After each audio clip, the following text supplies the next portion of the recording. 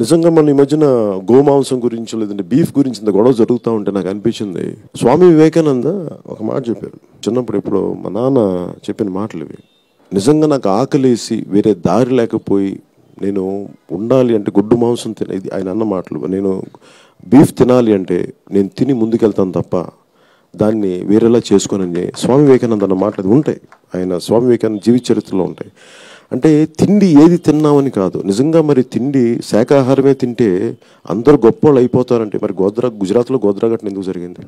అందువల్ల మనం అర్థం చేసుకోవాల్సింది ఏంటంటే కేవలం మద్యపానం లేకపోవడం, అఫీషియల్ లేకపోవడం, గోమాంసం లేకపోవడం, ఇవన్నీ ఏంటంటే కొన్ని ఆచార వ్యవహారాలని కొన్ని మనం అంటున్నట్టుగా వదిలేస్తే బెటర్ అందరికి.